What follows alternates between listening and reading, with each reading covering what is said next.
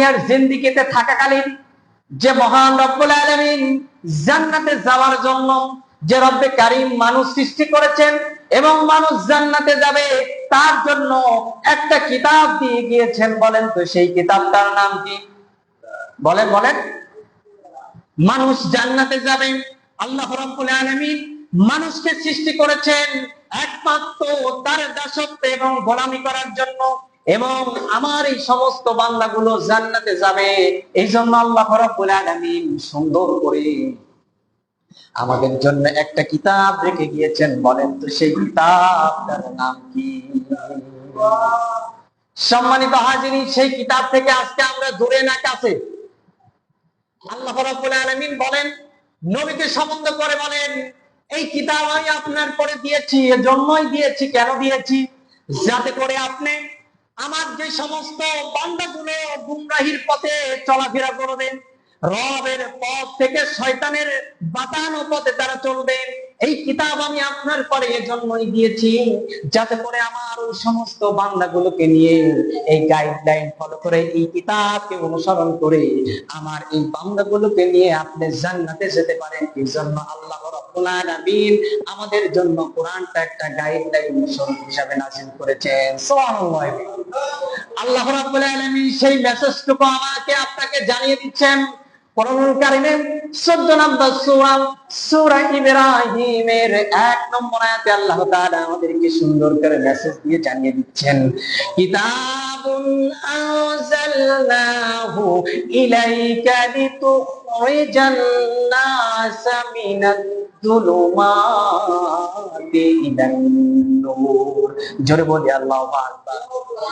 I have noveled this book to you so that you can bring the people from darkness to light.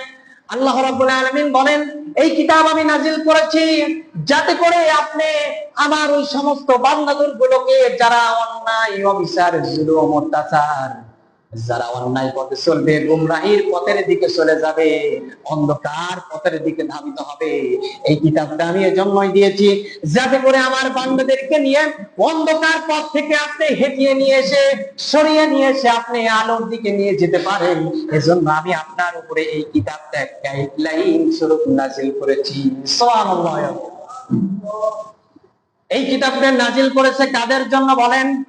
আমাদের জন্য নাজিল করেছে। কেন নাজিল করেছেন? কারণ আমরা অন্ধকারের দিকে চলে যাচ্ছি, অন্ধকারের দিকে ধাবিত হয়ে যাব। সেই অন্ধকারটা কি? অন্ধকার রাতে যে আমরা আলো ছাড়া চলতে পারি না, সেই অন্ধকার নাকি? বলেন বলেন। সেই অন্ধকার না। রাতে আমরা লাইট ছাড়া চলতে পারি না, সেই অন্ধকার না। অন্ধকারটা হলো অন্ধকার পথে আমার বান্দাগুলো চলে যাবে, সেই অন্ধকারটা কি?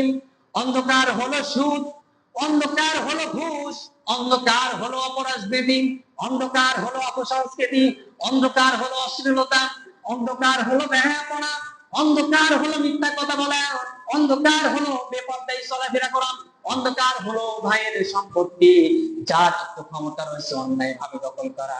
এভরিথিং যে সমস্ত হারাম গুলো রয়েছে, এই হারাম অন্ধকার পথ থেকে বাহির করে আপনি যাদের তাদেরকে যেন আলোর দিকে, ইহদিনাস সিরাতাল মুস্তাকিম, guide us to the straight path, অর্থাৎ সরল পথে আপনি নিয়ে আসতে পারেন। এজন্য আমি আপনার উপরে এই কোরআনটা নাযিল করেছি। সুবহানাল্লাহ। যাতে তাদেরকে আপনি অন্ধকার দিকসমূহ থেকে নিয়ে আলোর দিকে নিয়ে আসতে পারেন। এর জন্য কোরআন আমাদের উপরে নাযিল করেছেন। সেই কোরআন থেকে আজকে আমরা দূরে না কাছে? বলেন। সেই কোরআনের সাথে আজকে আমাদের সম্পর্ক নাই। সেই কোরআনটা আমরা পড়তেও জানি না। বাবা এই কোরআনটা দিয়েছেন আমাদের কল্যাণের জন্য, কিন্তু সেই কোরআন থেকে যদি আমি আপনি দূরে থাকি, সেই কোরআন আমার জন্য, আপনার জন্য কখনোই কিন্তু সুপারিশ করবে না। করবে? কখনোই কিন্তু সুপারিশ করবে না। এই কোরআন আপনার জন্য সুপারিশ করবে যদি আপনার কোরআনের দিক নির্দেশনার দিক ভাল মেনে চলেন। কিন্তু বড্ড আফসোসের বিষয়, আজকে কোরআন থেকে আমরা হেদায়েত নিতে পারতেছি না, ঠিক না? আমি একটি উদাহরণ আপনাদেরকে দেই। যারা দুনিয়া থেকে চলে গেছে তারা কি আর কোরআনের দিক নির্দেশনা মেনে চলতে পারবে? বলেন বলেন। পারবে? যারা বেঁচে রয়েছে তারাই এই দিক নির্দেশনা মানতে পারবে, ঠিক কিনা? আমি একটা উদাহরণ আপনাদেরকে বোঝানোর জন্য দেই। দেখেন, এত বড় একটা দামি কিতাব, এত বড় একটা দামি সম্পদ, এত বড় টাকার চাইতেও যে সম্পদটা আমাদের কাছে রয়েছে, কিন্তু বড্ড আফসোসের বিষয়, সেই সম্পদ আমি আর আপনি পাওয়ার পরেও দিতে পারতেছি না। একটি ঘটনা আমি আপনাদেরকে বোঝানোর জন্য বলি, আপনারা শুনবেন তো? একটি ঘটনা আপনাদেরকে বলি। দেখেন আজকে কোরআন থেকে কতটুকু দূরে আমার বাসায় কোরআন আছে না নাই? হয়তো শোকেসের উপরে, আলমারির উপরে, বা আলমারির ভিতরে আছে না নাই? একটি ঘটনা আমি আপনাদেরকে বলি। এক বুড়িমা মসজিদের সামনে বসে ভিক্ষা করতেছে। কি করতেছে? ভিক্ষা করতেছে। হঠাৎ করে মসজিদ থেকে এক মুসল্লি, এক ছেলে বের হয়ে এসে বলতেছে, দাদিমা, আপনি এই বয়সে, আপনি বৃদ্ধা হয়ে গিয়েছেন, এই বয়সে মসজিদের সামনে বসে ভিক্ষা করতেছেন কেন? আপনার যে বয়স, এই বয়সে আপনি মসজিদের সামনে বসে ভিক্ষা করতেছেন কেন? আপনার কি কোনো ছেলে সন্তান নাই? আপনার কি কোনো ছেলে সন্তান নাই যে আপনি এই বয়সে অতিক্রম হয়ে গিয়েছে, তারপর মসজিদের সামনে বসে আপনি ভিক্ষা করছেন? তখন দাদিমা বলছেন, বাবা, আমার একটা সন্তান ছিল, একটা সন্তান ছিল। আমি আমার অত টাকা সম্পদ দিয়ে তাকে বিদেশে পাঠিয়েছিলাম। কোথায় পাঠিয়েছেন? বিদেশে পাঠিয়েছিলাম। তখন ওই ছেলেটা বলছে, দাদিমা, বিদেশে আপনি পাঠালেন, আপনার ছেলে কি আপনার সাথে আর যোগাযোগ করে না? তখন দাদিমা বলল, হ্যাঁ, আমার সাথে যোগাযোগ করে। আমাকে প্রতি মাসে একটি রঙের কাগজ দেয়, একটি রঙের চিঠি দেয়। সেই চিঠিটা আমি ছেলের স্মৃতিচারণ হিসাবে আমি আমার বাসায় টানিয়ে রাখি। তখন দাদিমাকে বলল, ওই ছেলেটা দাদিমাকে বলল, দাদিমা, কি এমন রঙিন চিঠি দেয় যে চিঠিটা আপনি বাসায় টানিয়ে রাখেন? আপনার বাসায় আমাকে নিয়ে চলেন। তখন ওই দাদিমা ওই ছেলেটাকে নিয়ে তার বাসার দিকে নিয়ে রওনা হয়ে গেল। রওনা হয়ে যাওয়ার পরে ছেলেটা বাসার ভিতরে ঢুকলো। ঢোকার পরে দাদিমাকে বলল, আপনার সেই রঙিন চিঠিগুলো আমার সামনে প্রেজেন্ট করেন। দাদিমা ওই সমস্ত রঙিন চিঠিগুলো যেগুলো দেওয়ালের সাথে লাগিয়ে রাখছে সেগুলো দেখালো। তখন দাদিমাকে বলছেন, দাদিমা, তোমার এই রঙিন চিঠিগুলো হচ্ছে এক একটা ব্যাংকের চেক। এক একটা চেকের ভিতরে 50,000 করে টাকা রয়েছে। কয় হাজার? এইভাবে অনেকগুলো কাগজ দিয়েছে, দাদিমা টানিয়ে রাখছে। অথচ দাদিমা কিন্তু মসজিদের সামনে বসে ভিক্ষা করতেছে। এত টাকা থাকার পরেও কেন ভিক্ষা করতেছে? এবার আপনি আমাকে বোঝান। এজন্যই ভিক্ষা করতেছে, দাদিমা তো জানে না এই চেকটা 50,000 টাকার চেক, এই বিষয়টা দাদিমা তো জানে না। জানে? দাদিমা যদি জানতো, এত টাকা থাকার পরেও সে কি ভিক্ষা করতো? ভিক্ষা করতো না। আমি যেই জিনিসটা বোঝানোর জন্য আপনাদেরকে একটু এই জায়গাতে, এই পরিস্থিতিতে নিয়ে আসলাম। দেখেন, আপনার আমার বাসার উপরে কোরআন শরীফ আছে না নেই? মসজিদের মেম্বারে কোরআন শরীফ আছে না নেই? আমার বাসায় শোকেসের উপরে, আলমারির উপরে কোরআন শরীফ আছে। কিন্তু দেখেন, এত বড় একটা দামি কিতাব আমার বাসায় রয়েছে, যেই কিতাবটা আমাকে আপনাকে জান্নাতে নিয়ে যেতে পারে কি পারে না বলেন? যেটা জান্নাতে নিয়ে যাওয়ার জন্য আল্লাহ আমাদের উপরে কিতাবটা দিয়েছেন। কিন্তু বড্ড আফসোসের বিষয়, সেই কিতাবটা বাসার আলমারির উপরে থাকে, শোকেসের উপরে থাকে, কিন্তু আমি আর আপনি কখনোই কিন্তু সেটা খুলে দেখি না। দেখি? সেটা অভাবেই পড়ে থাকে। সেটা কোনো সময় পড়ার চেষ্টা করি না, অর্থ বোঝার চেষ্টা করি নাই, শিখার চেষ্টা করি নাই।